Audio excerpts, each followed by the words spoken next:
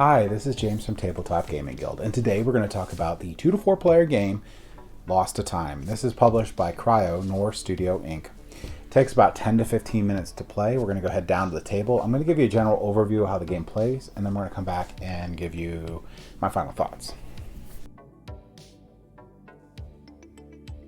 Okay, so this is going to be a general setup of Lost to Time. Now, it is important to note that this is a prototype, so all these components and art are subject to change. Now, a couple things to be aware of in the game. You're going to place out 8 of these at the beginning of the game. Some of them are going to be blank, so they look like a silver thing, or whatever they're going to look for at the end Kickstarter. And some of them are going to have keys, and they'll be gold. And the goal of the game is to try to get all these keys, all 4 keys, back to the middle so you can escape before time runs out. Now, this is a time-based game, and it comes with an app to help that out. The game's going to go over 3 phases. In the first phase, you're going to have 8 minutes.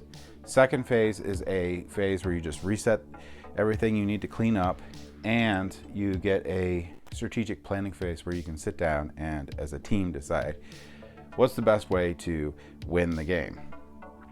Throughout the game, you're going to be rolling these dice, and it's important to note that each player gets a set of 6 dice and 1 4-sided dice, and they all have slightly different quantities of sides in them. And you're going to roll these dice, and you're going to get what you rolled on them. For example, if you roll this, you're going to get a crystal, and you'll just put that over in your play area, and I'll explain what crystals do in a second. You could also roll a couple different things. You can roll where you can draw a tile, which is going to be this green one right here. And if you draw a tile, you'll pick it from the stack and place it down. Now, when you place them, you have to be able to match the paths in there. And you can place them against an existing one or where your meeples are, or meeple. In this path tile, there are traps also. So when you draw that path tile, you could get a trap. And with this trap, what you have to do is you have to resolve these icons. So you have to get these icons to be able to resolve it. And you can work as a team to do that. So basically you roll your dice and you can lock the die in. So I can lock this die in, and I can lock this die, and I can re-roll the other ones until I either match it or someone else can use one of their dice to help. Once this is finished, that player can continue moving on. You don't put it back in the stack like that, you put it in the discard. But that's 2 of the sides. Another thing you can run into is you can be required to break a tile. So if you roll a break a tile, and let's put some tiles out here so you get a general idea.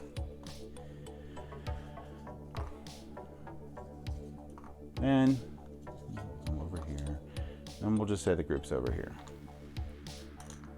So you could just pick this tile and destroy it. And you want to be strategic with that as much as possible, but also you have the issue where this is time-based. So the other thing you can roll, and this is where the app really comes in handy, is you can roll an hourglass. Let me show you that side here. I'm not sure if this, here, this die has it on this one. If you roll an hourglass, you will get extra time, so you can just tap that on your app. Now, the cool thing about the app is it gives you hosting abilities, which will put up a QR code, so everyone else can actually just scan the QR code, and they'll be in the same game. So when you hit that extra time thing, it shows up for everyone, which is nice. So that's one thing that the app is the best at, is keeping track of that time. Otherwise, you could just time the game yourself. Now, in addition to that, you're going to have one last roll on here. And well, this one is the blocker, and the breaker, just to make sure I showed them correctly, and the breaker looks like that. So the blocker, you're basically just going to take one of these tiles, and you got the coordinates on here, which are really nice and laid out. So you go to 2 G, and you place this out, and you have to place a tile over top of it to clear it out. And there's a lot of different tiles. You can keep these in easy reach. You should probably put a couple different stacks near each player if you have a lot of distance between each other. But basically, that's going to be it. One thing I should explain is movement. Movement's pretty neat. It takes 2 crystals to do 1 movement, and you can use as many of these as you want. If you're all in a group, you can move everyone with the same 2 crystals. If you're separate, it still costs 2 crystals, and you can move 1 person, or however many's in that group. So that's basically movement. So you're going to be going through this game, you're going to be trying to get these different keys, you're going to be either spreading out or working together depending on how you want to manage these crystals. Get those 4 keys, get them in the middle, or not, within the time frame.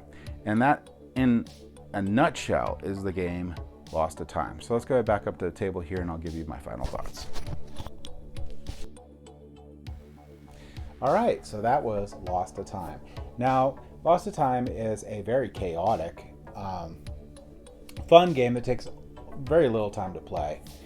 And I really like how before the third stage begins, that you get to take a break and take a look at your board state and then continue, because a lot of these real-time games, they don't give you a break. You just keep going through, and it is what it is. So I really like the fact that you can stop, assess as a team where you're at, and continue going on. I also like the fact that it's cooperative. So if I was going to play a time-based game, a cooperative time-based game would be what I played. And in addition, one that allows for getting strategies. Now, the game itself is very chaotic in the tiles that you flip and stuff, and whether you get to the key, if it's actually a key, because you got about a 50% chance, which changes as you find more keys. But in general, you could be going through a route, working really hard, and then not find a key, and then potentially not find a key again. So there's a lot of variation that can occur from